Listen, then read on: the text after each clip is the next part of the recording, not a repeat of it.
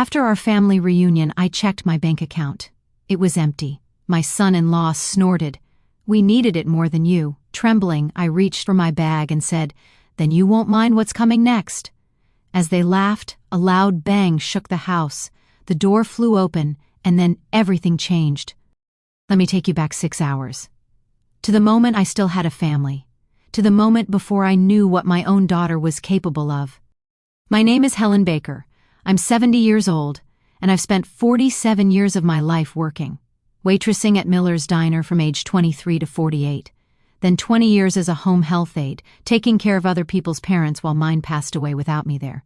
I never made much, but I saved every dollar I could. $340,000, not a fortune. But it was my safety net, my independence, my trip to see the Grand Canyon, my future. On that Sunday in October, I had no idea I was about to lose all of it.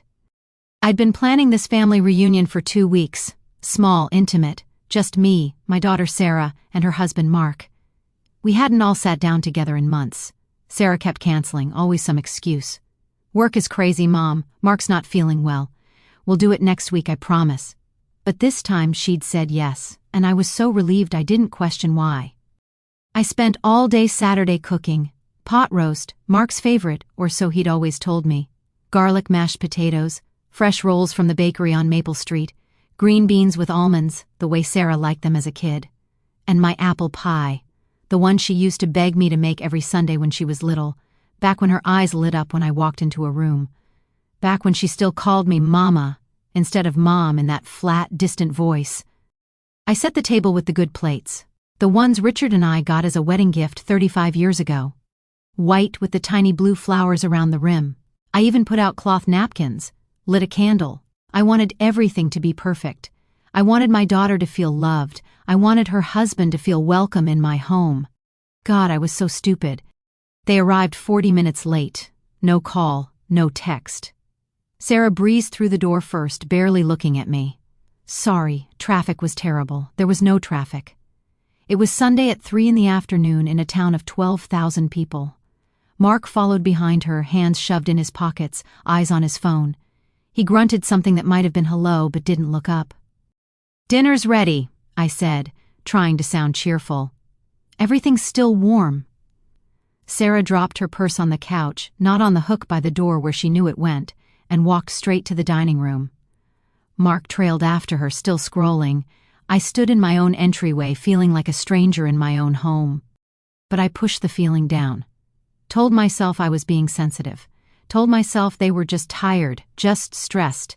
They had their own lives, their own problems. I was lucky they'd come at all. That's what I told myself as I served the pot roast. As I asked about their week and got one-word answers. As Mark checked his phone every 30 seconds and Sarah stared at her plate like it held the secrets of the universe.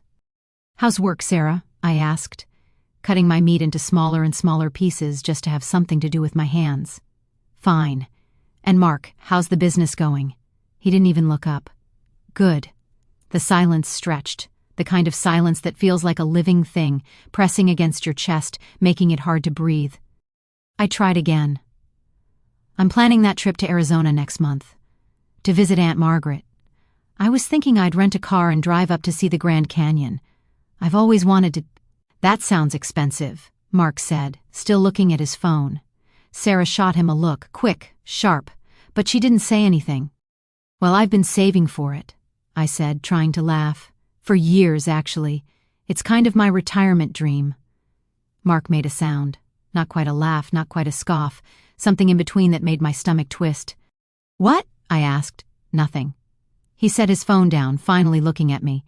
His eyes were flat, cold. "Just seems like a waste of money for someone your age." "What if something happens? What if you need that money for medical bills or a nursing home or something?" My fork paused halfway to my mouth. "I'm healthy, and I have insurance." "Yeah, but you never know." He shrugged, picking up his phone again. "Just saying. Seems irresponsible." I looked at Sarah, waiting for her to defend me, to tell her husband he was being rude, to say something, anything, that showed she was still my daughter. She just pushed her green beans around her plate. "I've worked my whole life for this," I said quietly. I think I've earned the right to take one trip." Mark didn't respond, just smirked at his phone. And that's when I felt it. That cold finger of dread trailing down my spine. That voice in the back of my mind whispering, "Something is wrong." But I ignored it, served dessert, made small talk that went nowhere, watched my daughter and her husband exchange glances I couldn't read. When Mark excused himself to use the bathroom, Sarah finally looked at me, really looked at me. "Mom," she said, her voice strange, tight, have you considered maybe not taking that trip? Why would I do that?" She opened her mouth, closed it. Her eyes darted to the hallway where Mark had disappeared. Things are really tight for us right now, and if you had extra money just sitting there, maybe you could—" "Sarah." I reached across the table for her hand. She pulled away. "Sweetheart, if you need help, you know you can ask me. But that savings account is for my future. I can't just— Forget it." She stood abruptly, her chair scraping against the floor. "Just forget I said anything." Mark came back. They ate pie in silence. I felt like I was drowning. After dessert, I excused myself to the bathroom. My hands were shaking. My heart was pounding. I told myself I was overreacting, being paranoid. But I couldn't shake the feeling that something was terribly, terribly wrong. I pulled out my phone, opened my banking app. It was just a routine check. I did it every few days, especially before a big trip, making sure everything was in order, making sure my savings were right where I left them. The app loaded. Account balance $287.14. I stared at the screen. That couldn't be right. There had to be a mistake. A glitch. The app was wrong. I closed it, opened it again. $287.14. My $340,000. 47 years of saving. Every extra shift. Every overtime hour. Every birthday check from my parents I'd deposited instead of spent. Every dollar I'd put away instead of buying myself something nice. Gone. My hands started shaking so badly I dropped the phone. It clattered against the tile floor, the screen cracking in a spiderweb pattern. I stood there, staring down at it, my reflection fractured in the broken glass. This couldn't be happening. This wasn't real. My vision blurred. My ears started ringing. I gripped the edge of the sink, trying to breathe, trying to think, trying to understand how an entire life's worth of work could just disappear. And then, through the ringing in my ears, I heard it. Mark's voice from the dining room, low, smug, saying something to Sarah I couldn't quite make out, and then he laughed. That same cold laugh from earlier, the one that had made my stomach twist. Something inside me went very still, very cold. I picked up my phone. The cracked screen still showed that number, $287.14. I took a screenshot. My hands were steadier now, and then I opened the transaction history. Transfer to external account, $127,000. 2 days ago. Transfer to external account, $89,000. 5 days ago. Transfer to external account, $52,000. 1 week ago. All of them authorized, all of them with my account password, all of them sent to an account I didn't recognize. I walked back to the dining room. Sarah and Mark both looked up when I entered. Sarah's face was pale, guilty. Mark's expression was unreadable. I set my phone on the table between us, screen facing up, the banking app still open, $287.14 glowing in the dim light. "Did you take money from my account?" My voice didn't sound like my own. It was too calm, too flat. Mark's face didn't change. He didn't even pretend to be surprised. He leaned back in his chair, crossed his arms, and looked at me like I was a child asking a stupid question. "We needed it more than you," he said. Just like that. No apology. No explanation. Just a statement of fact. "You were just sitting on it. What were you saving for anyway? Another decade of existing." The room tilted. I gripped the back of my chair to keep from falling. Sarah was staring at her plate again, her shoulders hunched, her hands clenched in her lap. She wasn't surprised either. She knew. My daughter knew. "Sarah," I whispered. "Sarah, please tell me you didn't know about this." She didn't look up, didn't speak. That was answer enough. I couldn't breathe. Couldn't think. My entire body felt like it was made of glass, about to shatter. Mark was watching me with something like amusement in his eyes. Like this was entertaining. Like my devastation was a joke. I couldn't speak, couldn't move. And then something happened. Something shifted inside me. The shock, the hurt, the disbelief, it all crystallized into something else. Something cold and sharp and absolutely certain. I reached for my purse with trembling hands, found my phone in the side pocket, and when I spoke, my voice was quiet but steady. "Then you won't mind what's coming next." Mark laughed. Actually laughed. "What are you gonna do, Helen? Call the police? I had your password. I had access. You can't prove anything." Sarah's eyes went wide, panicked. "Mom, don't..." And that's when we heard it. A loud bang, like something heavy slamming into wood. The whole house shook. We all froze. For a moment, nobody moved, nobody breathed. And then the front door flew open. 2 police officers stepped inside, hands on their belts, eyes scanning the room. "We're responding to a fraud alert from First National Bank," the first officer said, his voice calm and professional. "Is there a Helen Baker here?" Mark's face drained of all color. Sarah gasped, her hand flying to her mouth. I looked at the officers, and for the first time in hours, I felt like I could breathe again. "Yes," I said, my voice steady now. Strong. "I'm Helen Baker, and I want to press charges." The officers took Mark and Sarah's information that night, made them sit on opposite sides of my living room while they asked questions. Wrote everything down in those little notebooks. Mark kept insisting it was all a misunderstanding, that I'd given him access to my accounts, that I must have forgotten. Sarah said nothing, just sat there twisting her wedding ring around and around her finger, staring at the floor. When the officers finally left, they told me someone from the Financial Crimes Unit would contact me within 48 hours. Mark and Sarah left right after them. Sarah wouldn't look at me. Mark gave me one last look over his shoulder, cold, calculating, like he was already planning his next move. I locked the door behind them and stood in my empty house, surrounded by the ruins of our family dinner, and I realized I had no idea who my daughter had become. I didn't sleep that night, just sat at my kitchen table with my laptop open, scrolling through 3 years of bank statements I'd requested online, watching my savings disappear in increments, watching the life I'd built evaporate line by line.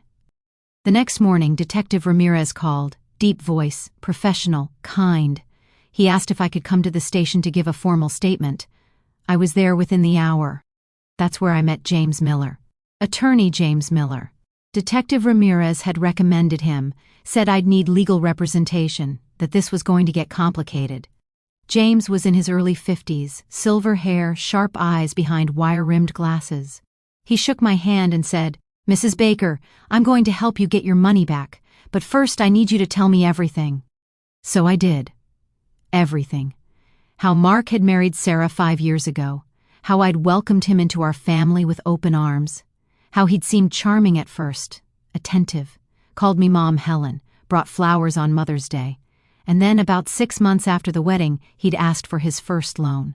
"It's just $3,000, Mom Helen," he'd said, sitting in my living room, his face so earnest. "For the business startup. You know how it is. Banks won't give you anything without collateral, but this delivery service, it's going to take off. I promise. I'll pay you back with interest." I'd given him the money. Of course I had. He was family. Sarah loved him. And I wanted to help them build their future. He promised to pay me back within 6 months. He never did. 8 months later, it was $10,000. To save the house, Mom Helen. We got behind on the mortgage, just until Sarah's promotion comes through. "We'll pay you back." I swear, I gave it to him. Sarah called me crying, thanking me, saying I'd saved them, that I was the best mother in the world. Then it was $5,000 for car repairs, $7,000 for medical bills, $12,000 for business expenses. Every time, he had a reason. Every time he promised to pay me back. Every time, I believed him. Because he was my son-in-law. Because Sarah loved him. Because family helps family. I told James all of this, my voice shaking. He wrote everything down, didn't interrupt, didn't judge. When I finished, he looked at Detective Ramirez and said, "Pull everything, every transaction." going back 5 years. It took them 2 days to compile it all. 2 days of me jumping every time my phone rang, unable to eat, unable to sleep, replaying every conversation I'd ever had with Mark and Sarah, looking for the signs I'd missed. And then James called me back to his office. He spread the bank records across his conference table, hundreds of pages, and he walked me through it, line by line.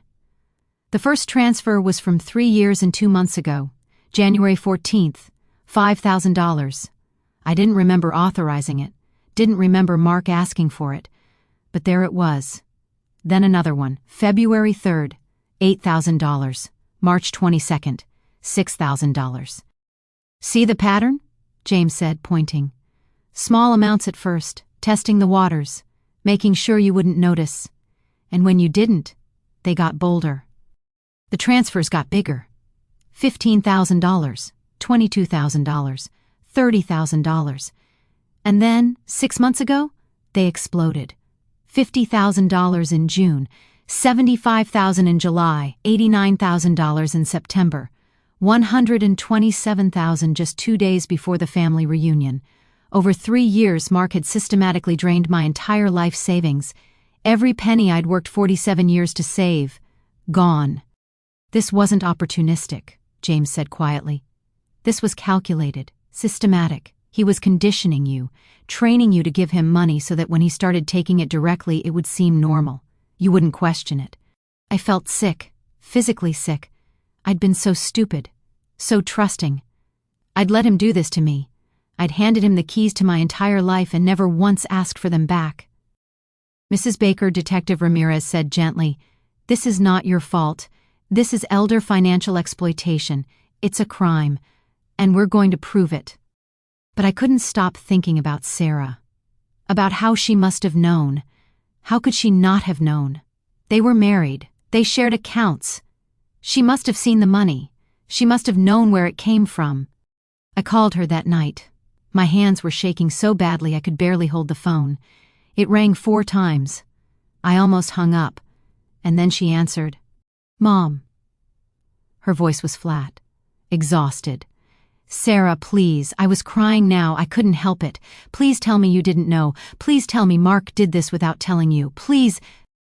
"Mom, stop." She sighed, long and heavy, like I was inconveniencing her. "You don't understand the pressure we were under, the debt, the bills. Mark lost his job last year." "What?" I whispered. "You said he got promoted?" "I lied, okay?" Her voice got harder, sharp. "I lied because I knew you'd worry. We were drowning, Mom. The mortgage, the car payments, the credit cards, we couldn't keep up. Mark said you had all that money just sitting there, that you'd never even notice if we took some. The world tilted. You knew he was stealing from me." "It's not stealing if you're family." She said it like she believed it, like she'd convinced herself this was somehow okay. "You live so small anyway, Mom. What were you even saving for? You never go anywhere. You never do anything. We needed it more than you did." I couldn't breathe. Couldn't speak. This was my daughter, my baby girl, the one I'd rocked to sleep every night for years, the one I'd worked double shifts to put through college, the one I'd sacrificed everything for. And she was telling me I deserved this, that I didn't need the money I'd bled for. "Sarah," I whispered. "How could you?" She was quiet for a long moment. "Then, I have to go, Mom. Mark's lawyer says I shouldn't be talking to you." And she hung up. I sat there in my kitchen, phone still pressed to my ear, listening to the dial tone, and I felt something inside me break. Not my heart, that had already shattered. Something deeper, some fundamental belief I'd held about the world, about family, about love. The next day, James called with news. They'd found something. Authorization forms in the bank's records, forms that supposedly gave Mark legal access to my accounts, forms with my signature on them. I told James I'd never signed anything, never even seen these forms. He said he'd have them examined. 2 days later, he called me back, asked me to come to his office immediately. His voice was different, tighter, almost excited. I drove there in a daze, my mind spinning through possibilities. When I arrived, there was a woman in his conference room, 50s, gray suit, no-nonsense expression.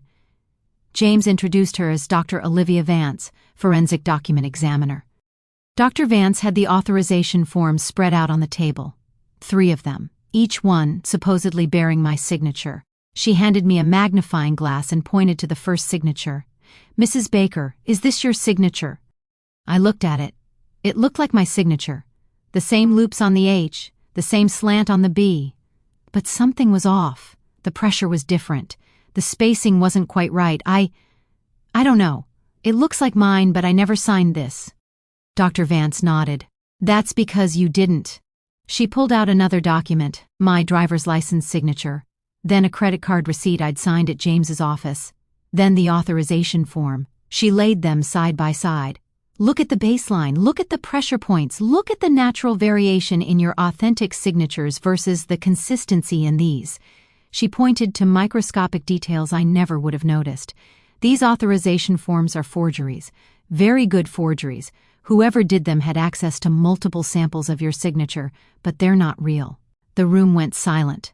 I stared at those forms, my vision blurring. "He forged my signature." "Yes," Dr. Vance said. "All 3 forms." "This wasn't just theft, Mrs. Baker. This is identity fraud, criminal fraud, forgery. These are felonies." James was already on his phone, calling Detective Ramirez. I heard him say something about upgrading the charges, about criminal prosecution, about years in prison. But I wasn't really listening. I was staring at those signatures, at the evidence of how much Mark had hated me, how little I'd meant to him. He hadn't just stolen my money, he'd committed crimes to do it, manufactured documents, faked my authorization, destroyed my life with premeditation and planning. Sarah had signed these forms too, as a CO witness. She'd watched him forge my signature and she'd vouched for it. My daughter, my only child. I left James's office in a fog, drove home on autopilot, sat in my driveway for 20 minutes, unable to make myself go inside. When I finally did, the house felt different, wrong, like it belonged to someone else, like I was a ghost haunting my own life. At 10:30 that night, someone started pounding on my front door, loud, aggressive, shaking the frame. I froze in my bedroom, heart hammering. Then I heard his voice. Helen, open the goddamn door, Mark." "I know you're in there," he was screaming now. "You think you can destroy us? You think you can ruin your own daughter's life?" I grabbed my phone with shaking hands, dialed 911, whispered to the operator that someone was trying to break into my house. She stayed on the line with me, calm and steady, telling me officers were on their way. Mark kept pounding, kept screaming. "You're doing this because you're bitter, because you're a lonely old woman with nothing better to do than tear apart your own family. Sarah's devastated. Do you even care?" I was crying now, terrified. This was the man I'd welcomed into my home, the man I'd given money to, the man I'd called son, and he was outside my door at night, threatening me, trying to intimidate me into dropping the charges. "You want Sarah to lose everything because of your pride?" he yelled. "You want her to go to jail? You want to destroy her future? What kind of mother are you?" The police sirens cut through the night. I heard Mark swear, footsteps running. By the time I opened my front door, shaking, 2 officers were on my lawn and Mark was in handcuffs. But he wasn't done. Even as they walked him to their patrol car, he twisted around to look at me. His face was red, furious. "You'll never see a dime back, old woman. I spent it. It's gone. Every penny. You're going to die broke and alone, and it's your own fault." The officers shoved him into the car. One of them came back to take my statement, to tell me I could file for a restraining order in the morning, to ask if I felt safe staying in my house. I lied and said yes. But after they left, I pushed my dresser in front of my bedroom door and didn't sleep at all. The next morning, James called before I'd even had my coffee. "Helen, we need to talk about strategy. Mark's hired a good lawyer. They're going to fight this. And without irrefutable proof that he knew exactly what he was doing, without something that shows clear intent, there's a chance his lawyer could get him a plea deal, reduce charges, maybe even probation." "What are you saying?" My voice was hoarse from crying, from not sleeping. "I'm saying we need more than bank records and forged documents. We need him to admit it. We need a confession." I was quiet for a long moment, thinking, remembering Mark's face last night, his rage, his arrogance, his absolute certainty that he'd gotten away with it. and something cold settled in my chest. Something hard and determined. "Then I'll get you a confession," I said. James hesitated. "Helen, what are you—" "I'm going to call him," I said. "I'm going to make him think I'm giving up, that I'm too tired to fight, that I just want to understand why, and I'm going to record every word." There was a pause. Then James said quietly, "I'll set it up. But Helen, be careful. If he suspects for even a second that you're recording him, this won't work. You have to make him believe you're broken, that he's won." I looked at myself in the mirror above my sink, at the 70-year-old woman staring back, the one who'd spent her whole life being kind, being trusting, being the person everyone could count on. And I thought about what Mark had said last night, that I'd die broke and alone. "Don't worry," I told James. "He already thinks I'm broken. That's his mistake." James brought in a specialist 3 days later, Ben Green, digital forensic expert, mid-30s, hoodie, laptop covered in stickers, the kind of person who looked more comfortable with computers than people. He didn't waste time on pleasantries, just opened his laptop on James's conference table and said, "Let's see what we're working with." He'd already gotten subpoenas for my bank's server logs, for IP addresses, for every digital fingerprint left behind on my account for the past 3 years. I watched him work, his fingers flying across the keyboard, lines of code scrolling down his screen too fast for me to read. After 20 minutes, he leaned back and said, "Got him." He turned the laptop toward me and James, showed us a map with dots all over it. "Every unauthorized login to Mrs. Baker's account for the past 30 to 6 months, Ben said. "Want to guess where they came from?" James leaned forward. "Mark Davies's locations." Bingo. Ben clicked through them one by one. "This one's from his home IP address. This one's from his office," I confirmed with his employer's network. "This one's from a Starbucks 2 blocks from his work. This one's from his phone's mobile data." Every single one. My hands were shaking. He did it from his house, while Sarah was there. "Multiple times," Ben confirmed. "And here's the kicker." He pulled up another screen. "Your bank sends email alerts for transactions over $10,000, right? Standard security feature. Those alerts were being sent to your email address originally. But 18 months ago, someone changed the alert settings, rerouted them to a different email." He showed me the address. "Email protected." "I don't have a Gmail account," I said. "I know. Mark Davies does. Well, technically, a shell company he registered does. Clark Financial Consulting, LLC, registered in Delaware. He set it up specifically to receive your bank alerts so you'd never see the large transfers. He didn't want you knowing until it was too late." James was writing everything down, his expression grim. "This shows premeditation, planning. This wasn't impulsive theft. He set up infrastructure to hide his crimes." "Months of planning," Ben agreed, "maybe longer. The shell company was registered 22 months ago. He was setting this up before he ever made the first major withdrawal." I felt cold. So cold. Mark had been planning to rob me for almost 2 years, while he was sitting at my dinner table, while he was calling me Mom Helen, while he was hugging me goodbye and promising to visit more often. He was planning how to steal everything I had. "There's more," Ben said. He pulled up a spreadsheet. "I traced where the money went. Most of it's gone, spent on credit card debt, car payments, a down payment on some kind of timeshare in Florida. But there's still about $60,000 sitting in an account under that shell company name. We can freeze it. Get at least some of your money back." It wasn't much, not compared to what I'd lost, but it was something, proof, evidence, ammunition. That afternoon, my neighbor Eleanor Hayes called. Sweet woman, late 60s, lived 3 houses down. We'd been neighbors for 15 years. She'd heard about what happened, small town, word travels fast, and she wanted to tell me something. I invited her over for tea. She sat at my kitchen table, wringing her hands, looking uncomfortable. "Helen, I should have said something sooner. I should have known something was wrong. But I didn't want to seem like I was prying." "What is it, Eleanor?" "Mark," she said. "I saw him here, at your house, multiple times over the past few months. When you weren't home, my breath caught." "When?" "Thursdays. Your book club days. I'd see his car in your driveway. The first time I thought maybe Sarah was here too. But it was just him. I saw him going in with a key." "I never gave him a key," I whispered. "I know that now," Eleanor said. "But at the time, I thought maybe you had. Family, you know? The second time I saw him, I was out walking my dog. I asked if everything was okay, if you knew he was here. He said he was checking on your plumbing, that you'd asked him to look at a leak under the sink." "I didn't have a leak. Never had a leak." "What day was this, Eleanor? Do you remember?" She pulled out her phone, showed me her calendar. "July 18th. I remember because it was the day before my dentist appointment." I felt sick. July 18th.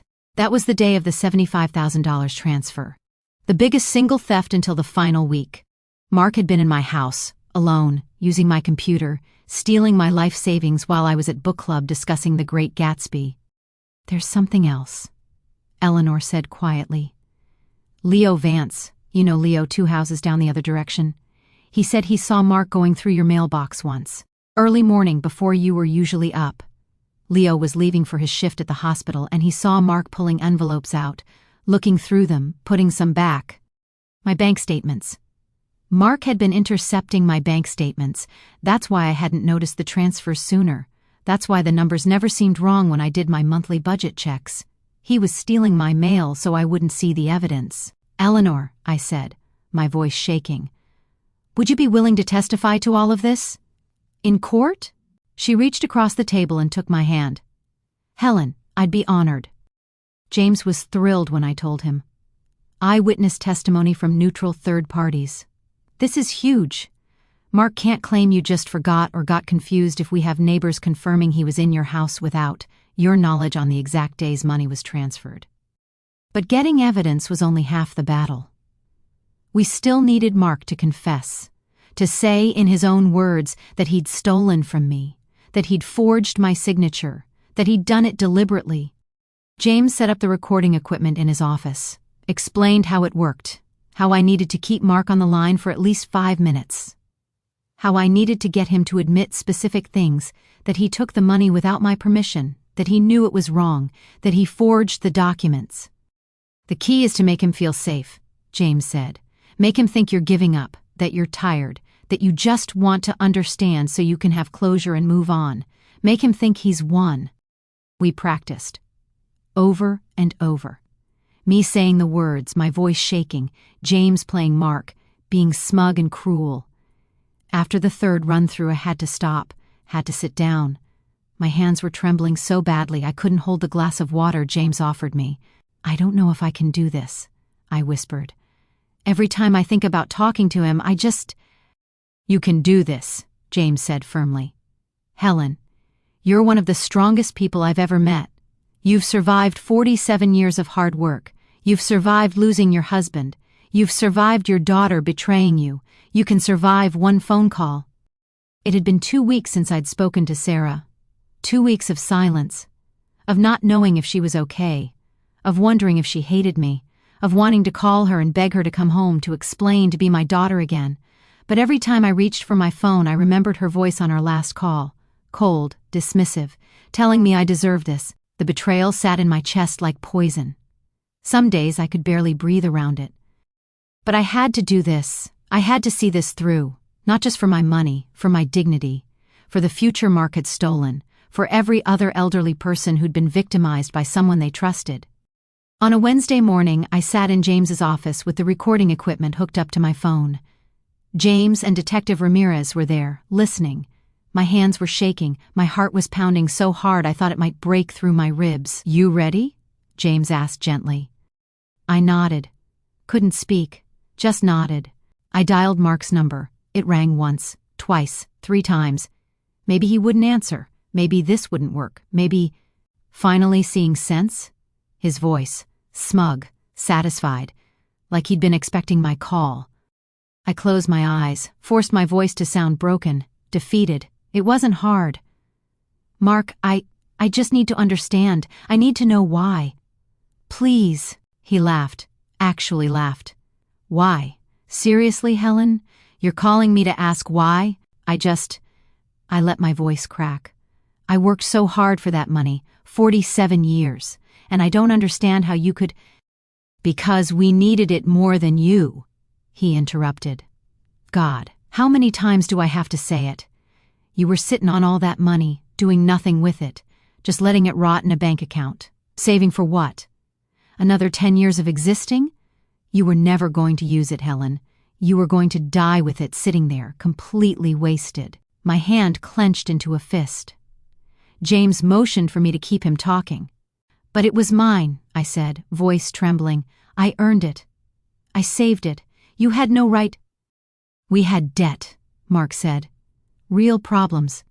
Not like you sitting in your little house playing cards with your old lady friends. We were drowning. The mortgage, the credit cards, Sarah's medical bills from last year. We were going to lose everything. And you had hundreds of thousands just sitting there. So yeah, I took it. And I'd do it again. You took it, I repeated, making sure the recording was clear. Without asking me. You would have said no, he said. Or you would have given us some pathetic little amount and made us feel guilty about it. This was easier, cleaner. And honestly, you should be thanking me. I put that money to good use. Kept your daughter from losing her home, kept her from falling apart. You're welcome. I wanted to scream, wanted to reach through the phone but I forced myself to stay calm. And the authorization forms? At the bank? There was a pause. Long enough that I thought he might hang up. Then, I did what I had to do. You forged my signature. Another pause. You were never going to give me access. And I needed access. So yeah, I forged it. It's not like you were using that account anyway. James was nodding frantically. Detective Ramirez was writing everything down. We had it. We had the confession. Mark, I said quietly, you committed fraud. You stole from me. You forged legal documents. That's... And who's going to believe you?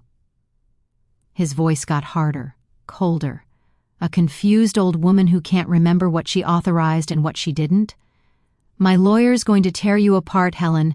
We're going to prove you're experiencing cognitive decline, that you're senile, that you gave me that access and just don't remember. We'll petition for a competency hearing. By the time we're done, everyone's going to think you're just a bitter old woman trying to destroy her own family, because you're lonely and losing your mind. My stomach dropped. You can't... Watch me, he said. You think you can ruin Sarah's life? You think you can send me to jail? Think again. We're going to make you look so incompetent that no one will ever trust you again. Good luck proving anything when everyone thinks you're crazy. He hung up. I sat there, phone pressed to my ear, shaking. James took the phone from my hand. We got it, he said. Helen, we got everything. Full confession, admission of forgery. This is exactly what we needed. But I couldn't celebrate. Because Mark was right about one thing. This was going to get uglier. Much uglier. 2 days later, Mark's lawyer sent a formal letter to James's office. I sat in the conference room while James read it aloud. They were moving forward with a competency evaluation, claiming I had a history of confusion and memory loss, that I'd given Mark full access to my accounts years ago and had simply forgotten, that this entire case was the result of an elderly woman's declining mental state, not criminal activity. They were going to make me the villain. The confused, unstable old woman attacking her devoted family. They were going to put me on trial instead of him. James set the letter down, looked at me across the table. Helen, I need you to understand what's about to happen. This is going to be invasive, humiliating. They're going to question your competency in open court.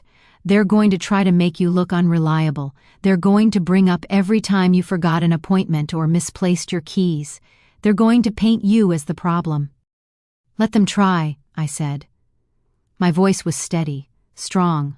I know who I am. I know what happened. And I have proof. This will get uglier before it gets better, James warned. Are you prepared for that? Are you ready to see this through no matter what they throw at you? I thought about my empty bank account, about 47 years of work erased, about my daughter choosing Mark over me, about the rest of my life I'd planned, the trip to the Grand Canyon, the financial security, the independence, all of it stolen. I looked at James, at Detective Ramirez, at Ben Green with his laptop full of evidence, at Eleanor Hayes who'd agreed to testify, at everyone who'd believed me when it would have been easier not to. They took everything from me, I said, my money, my daughter, my dignity, my future. Let them try to take my credibility too. I'm not backing down, not now, not ever. James smiled. Then let's destroy them. The courthouse was smaller than I expected. Red brick, white columns, built in 1987 according to the cornerstone. I'd driven past it 1,000 times in my life and never once thought I'd be walking through those doors as a plaintiff. James met me in the parking lot, straightened my collar, told me to breathe, reminded me that we had everything we needed: evidence, witnesses, the truth. Mark and Sarah were already inside with their lawyer. I saw them through the glass doors as we approached. Mark in a suit that probably cost more than my monthly grocery bill. Sarah in a conservative dress, her hair pulled back, looking small and pale. She glanced up when I walked in. Our eyes met for just a second, then she looked away. That hurt worse than anything Mark had ever done. Judge Patricia Harrison presided. Late 50s, sharp eyes, gray hair pulled back in a tight bun. She'd been on the bench for 20 years, James had told me. Fair but no nonsense. She wouldn't tolerate games. I sat at the plaintiff's table, hands folded, trying not to shake, trying to look competent, reliable, sane. Because that's what this was really about, wasn't it? Mark's lawyer was going to try to make me look crazy. His lawyer stood first. Richard Chen. Expensive suit, confident smile, the kind of man who'd probably never worried about money a day in his life. He approached the bench like he owned it. "Your Honor," he began, his voice smooth and practiced, "this is a tragedy, but not the tragedy Mrs. Baker claims. This is the story of a generous, loving mother who gave her daughter and son-in-law access to her accounts to help them through difficult times. A mother who, sadly, is now experiencing some confusion about what she authorized and what she didn't. Mrs. Baker is 70 years old. She lives alone. She's recently lost her husband. It's not uncommon for people her age to experience memory issues, to become paranoid about their finances, to lash out at family members who are only trying to help." I felt my face get hot. James put a hand on my arm. "Steady, stay calm." "My clients are heartbroken," Chen continued. "They love Mrs. Baker. They've tried to support her, and now they're being criminally prosecuted for what was, at most, a family misunderstanding. We'll show that Mrs. Baker gave my clients full access to her accounts, that she encouraged them to use funds as needed, that she's now, perhaps, due to cognitive decline, rewriting history to paint herself as a victim." He sat down, looked pleased with himself.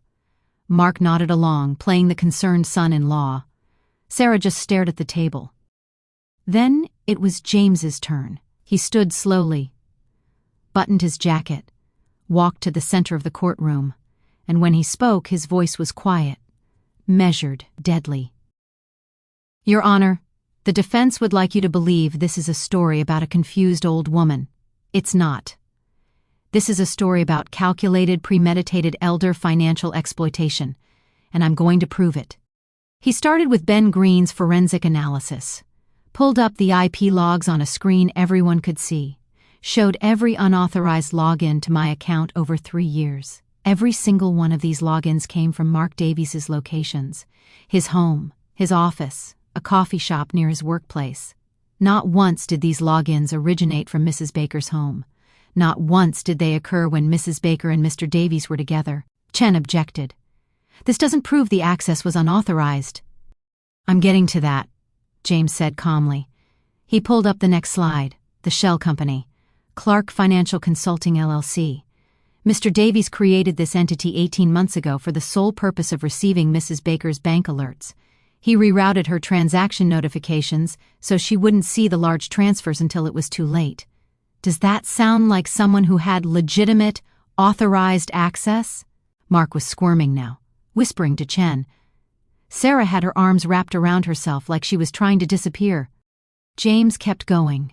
Dr. Olivia Vance's signature analysis. Side-by-side comparisons showing the forgeries.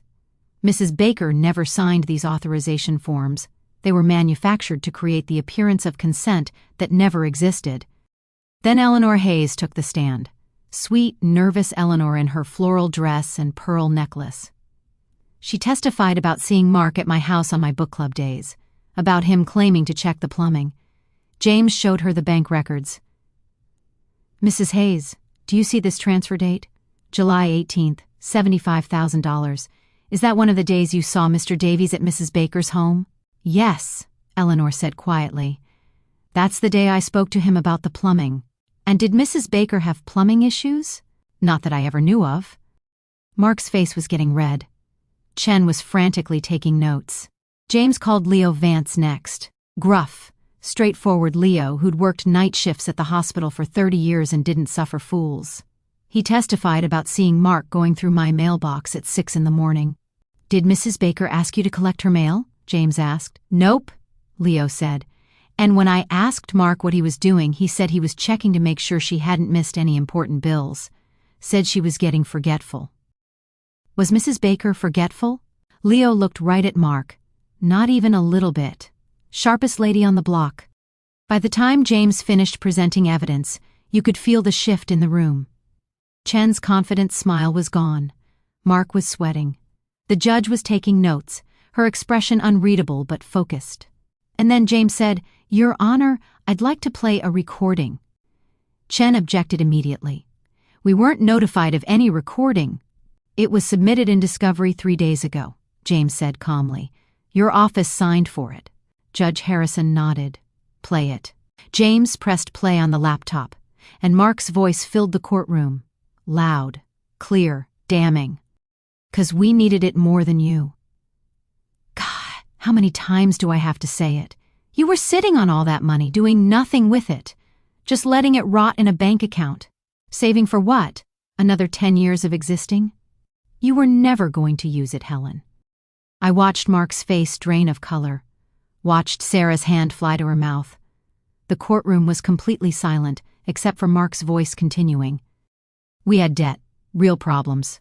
Not like you sitting in your little house playing cards with your old lady friends. We were drowning. So yeah, I took it. And I'd do it again. Chen was on his feet. Your Honor, this recording was clearly obtained under duress. Sit down, Mr. Chen, Judge Harrison said. Her voice was cold. I want to hear the rest. Mark's voice again. You were never going to give me access, so yeah, I forged it. It's not like you were using that account anyway. The recording ended. The silence that followed was deafening. Mark was whispering desperately to Sarah. I didn't mean it like that. It sounds worse than it was. I was angry, I wasn't thinking. But Sarah wasn't looking at him. She was staring at me with tears streaming down her face. Mrs. Baker, Judge Harrison said, I'd like to hear from you. My legs felt like water as I stood. Walked to the witness stand, put my hand on the Bible, swore to tell the truth. Sat down. The courtroom felt huge. Everyone was looking at me. James gave me an encouraging nod. Mrs. Baker, he said gently, can you tell the court how you felt when you discovered your savings were gone? I took a breath. When I spoke, my voice was steady, clear. I'd practiced this, but I'd also lived it. And the truth came out easily. I felt like my life had been erased, I said. 47 years of work. Every extra shift I took. Every time I said no to something I wanted because I was saving for the future. All of it gone. But that's not even the worst part. I looked at Sarah. She was crying openly now. The worst part is that my daughter knew, my only child, the person I loved more than anything in the world. She watched her husband steal from me and she said nothing. She helped him. And when I found out, when I called her begging for an explanation, she told me I lived too small. That I didn't need the money, that they deserved it more than I did. My voice cracked, but I kept going. They didn't just steal my money, they stole my independence, my choices, my dignity. They made me a victim in my own life. They made me afraid in my own home. Mark showed up at my house at night, threatening me, trying to intimidate me into dropping the charges. And through all of it, Sarah stayed silent. I looked at Judge Harrison. I gave them everything. I welcomed Mark into my family. I lent them money when they asked. I never said no, and they repaid me by destroying me, not just financially, emotionally. They broke my heart. They broke my trust in my own judgment. They made me question my own memory, my own sanity. That's what they took from me, not just $340,000. My sense of self. The courtroom was completely silent. Even the court reporter had stopped typing to listen. Judge Harrison was watching me intently, and then, in the back row, I heard it. Someone crying. Sarah. She stood up suddenly, her chair scraping the floor. Her lawyer grabbed her arm, but she shook him off. "I'm sorry," she said, her voice breaking. "Mom, I'm so sorry." "Mrs. Davies," Chen started, but Sarah ignored him. She was looking at me, tears streaming down her face, her whole body shaking. "I knew," she said. "I knew what he was doing, and I let him. I helped him. I signed those papers. I told myself it was okay because we needed it, because you weren't using it, because you'd never know. I told myself so many lies. But you're right. You're right about everything. I chose him over you. I chose money over my own mother, and I don't know how to live with that." Mark grabbed her arm. "Sarah, shut up. Right now. Don't say another word." But Sarah yanked her arm away, turned to Judge Harrison. "I want to testify. I want to tell the truth. I'll pay back every cent I can. I'll do whatever it takes. She looked at me again. "I just want my mother to know I'm sorry, that I was wrong, that I was a coward, and that losing her is the worst thing that's ever happened to me." The courtroom erupted. Chen was objecting. Mark was standing, his face purple with rage. The bailiff was moving toward them, but Judge Harrison just held up one hand, and everyone went silent. "Mr. Davies," she said, her voice cutting through the chaos like a knife, "sit down." Mark sat, but his eyes were murderous. Judge Harrison looked at Sarah. "Mrs. Davies, do you understand that anything you say can and will be used against you in these proceedings?" "I understand," Sarah whispered. "And you still wish to testify?" "Yes." Chen was frantically trying to stop her, whispering urgently, but Sarah just shook her head. "I'm done lying," she said. "I'm done protecting him. I want to tell the truth." She took the stand, and for the next 20 minutes she told everything. How Mark had lost his job last year, how they'd hidden it from me, how the debt had piled up until they were drowning, how Mark had suggested borrowing from my account just temporarily, how it had started small and spiraled, how she'd been too afraid to stop him, too afraid he'd leave her, too ashamed to admit what they'd done. "I watched him forge her signature," Sarah said, crying. "I watched him steal her mail. I watched him lie to her face. And I did nothing. I told myself she'd never find out, that we'd pay her back someday, that it didn't really matter because she wasn't using the money anyway. But I knew it was wrong. I knew I was betraying her, and I did it anyway because I was weak and selfish, and I wanted my house and my life more than I wanted to be a good daughter." By the time she finished, Mark looked like he wanted to strangle her. Judge Harrison looked like she'd seen enough, and I don't know what I felt. Vindicated, heartbroken, numb. Judge Harrison called a brief recess, then reconvened. When she spoke, her voice was ice. "I've been on this bench for 20 years, she said. "I've seen a lot of financial exploitation cases. This is one of the most calculated, most cruel I've ever encountered. Mr. Davies, you didn't just steal from your mother-in-law. You orchestrated a years-long campaign of theft, fraud, and manipulation. You created shell companies. You forged legal documents. You intercepted mail. You threatened the victim when she discovered your crimes. And you showed absolutely no remorse until you were caught."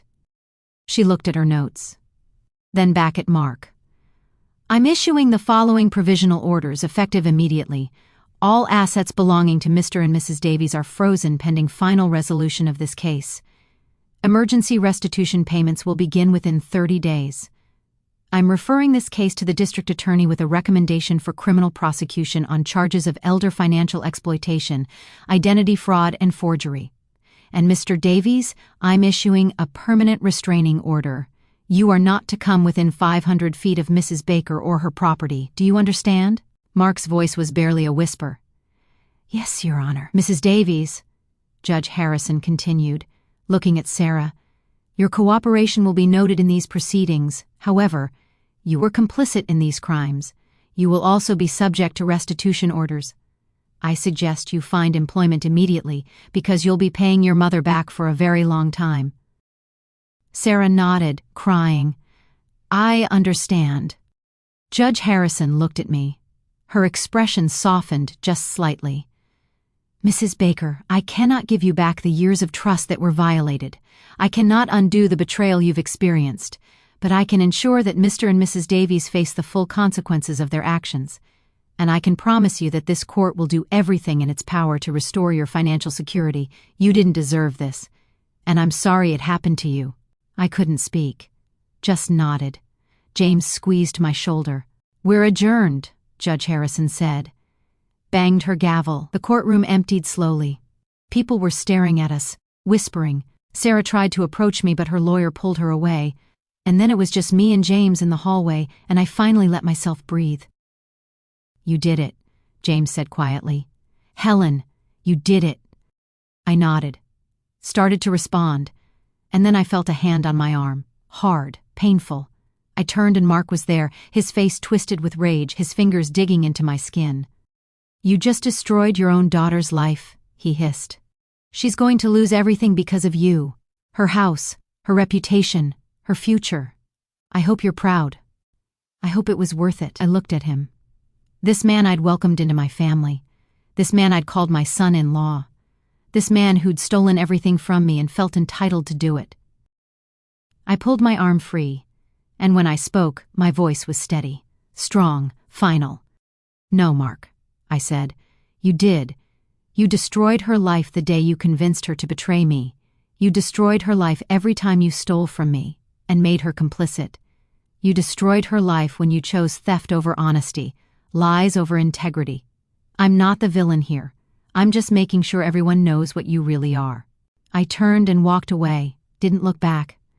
James caught up with me at the elevator. Behind us, I heard Mark yelling something, security moving toward him, but I didn't care. I pressed the button for the ground floor, and when the doors closed, I finally let myself smile. It wasn't over yet. The criminal trial was still coming. But for the first time in months, I felt like myself again. Not a victim, not a confused old woman, just Helen Baker, 70 years old, still standing, still fighting, and winning. The consequences came fast, faster than I expected. Within a week of Judge Harrison's ruling, Mark lost his job. His employer, a logistics company downtown, found out about the criminal charges through a background check for a promotion he'd applied for months ago. They terminated him immediately, cited ethical violations incompatible with company values. Sarah called to tell me, her voice hollow. I didn't feel sorry for him. Not even a little bit. Their house went on the market 2 weeks later. Court-ordered sale. The proceeds would go directly into an escrow account for my restitution. James explained it would take months to close, months more to process. But it was happening. The house Mark had bought with my money, my $340,000, was being sold to pay me back. There was justice in that. Cold, mathematical justice. Sarah moved out before the sale went through. Couldn't afford the mortgage on her own and couldn't stay in a house that reminded her of everything she'd done. She moved in with a coworker. She told me in a voicemail I didn't return. Most of her friends had stopped calling after the trial. Small town. Everyone knew. Everyone was talking. Sarah Davies, who helped her husband steal from her own mother. Sarah Davies, who stood by while her mother was robbed blind. Sarah Davies, the bad daughter. I should have felt sorry for her. Part of me wanted to. But every time I thought about calling her back, I remembered her voice on that phone call. "You live so small anyway, Mom. What were you even saving for?" And the sympathy died. 5 weeks after the ruling, I received my first restitution check, $18,000. I stood in my kitchen holding it, staring at the numbers. It wasn't enough, wasn't even close to enough, but it was something. It was Mark and Sarah's joint account, liquidated, turned over as emergency restitution. James said there would be more. The house sale would bring in another $200,000 after the mortgage was paid off. Sarah's wages would be garnished, 25% of every paycheck for the foreseeable future. Mark would have to pay too once he got out of prison. If he ever got out. I deposited the check, watched my account balance tick up from $287.14 to $18,287.14. It felt like breathing again after being underwater. The criminal trial happened 6 months later, January. Cold and gray. I sat in the gallery while the prosecutor laid out the case. All the evidence James had gathered, all the testimonies, all the proof that Mark Davies had systematically exploited and robbed a 70-year-old woman for 3 years. The jury deliberated for less than 4 hours. Guilty on all counts.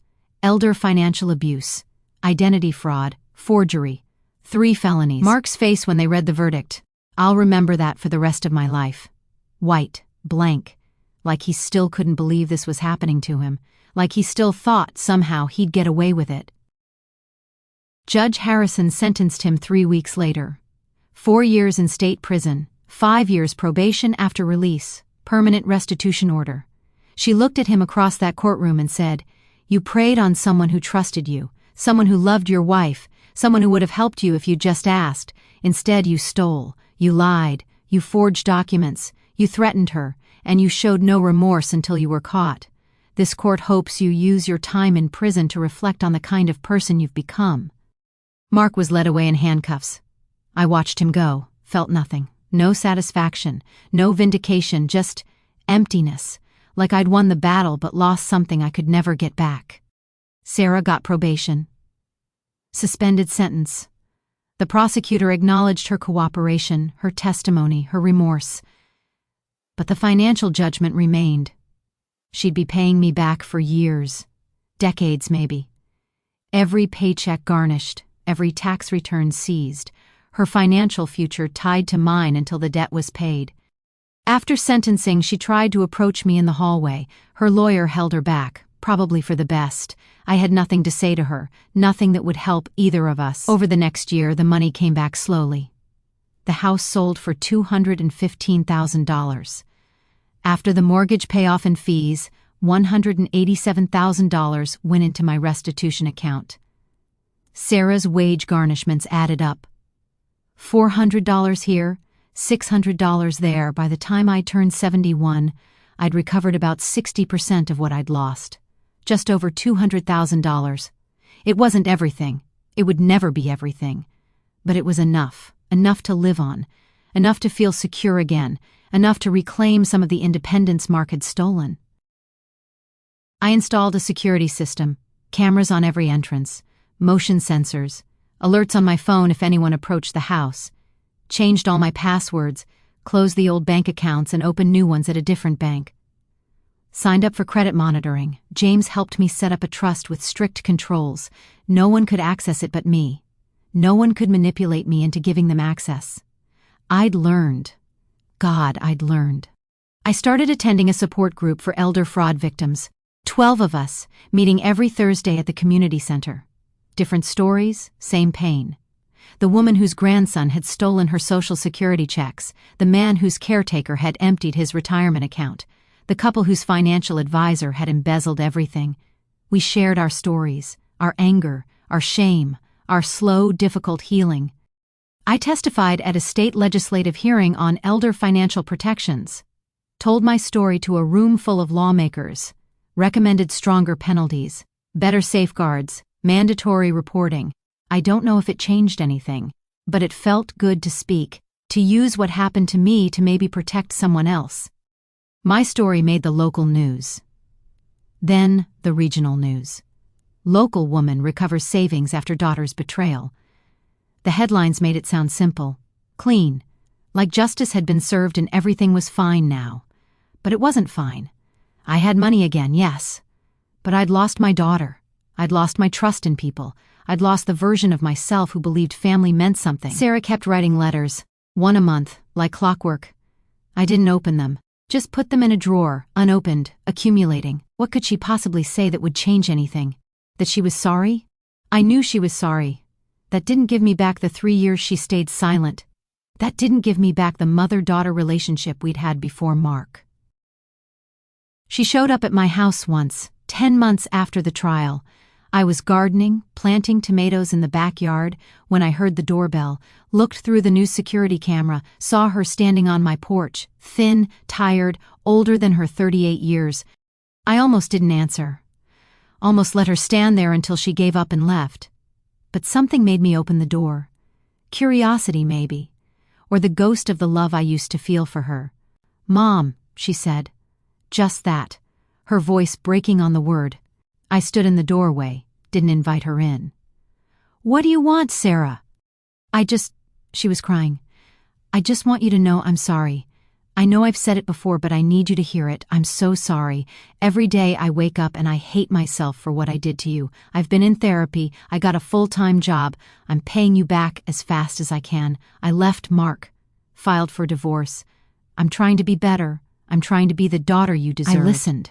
Felt nothing. No anger. No forgiveness. Nothing. I miss you, Sarah whispered. I miss talking to you. I miss Sunday dinners. I miss my mom. Is there any way we can try again, please? I looked at this woman on my porch, this stranger with my daughter's face. And I said quietly, "You chose him over me, Sarah.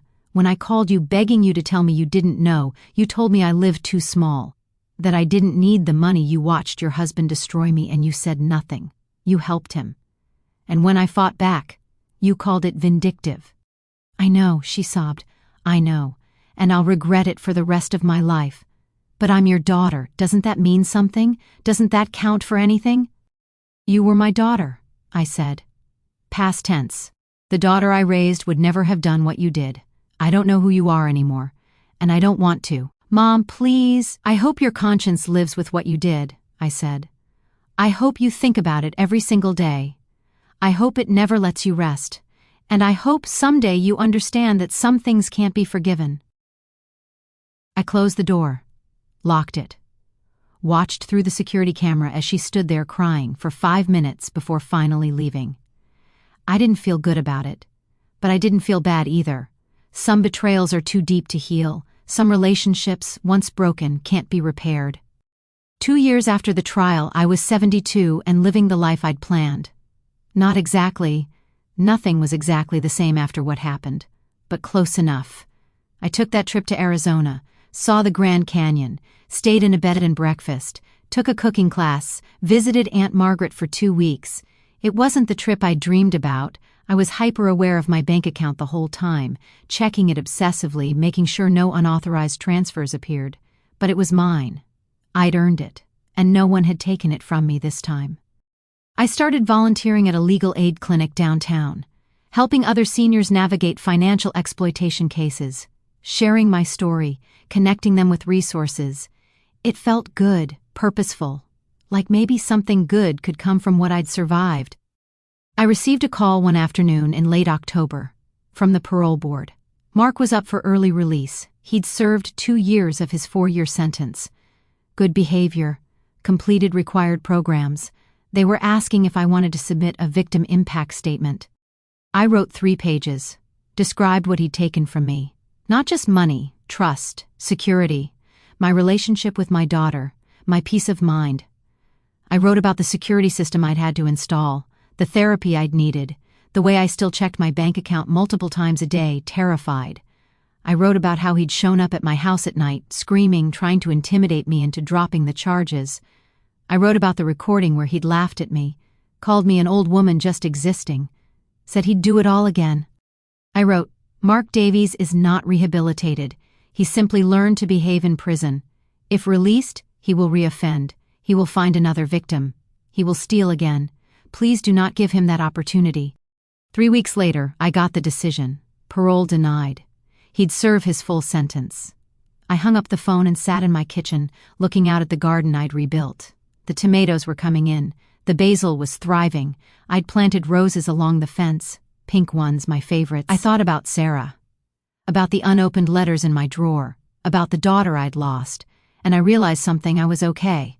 Not healed, probably never healed, but okay. I had my independence back, my security, my future. I'd fought for it and I'd won. I stood, walked to my bedroom, and opened the drawer where I kept old photos. Found the one of Sarah as a little girl, maybe 7 years old, gap-toothed smile, holding up a drawing she'd made for me. Best mom ever in crayon. I looked at it for a long moment, remembered who we used to be. Then I turned it face down in the drawer, closed the drawer. Some people don't deserve to be remembered fondly. Some betrayals are permanent. And I was done carrying the weight of her choices. Thanks for watching. As you enjoyed this video, like and subscribe.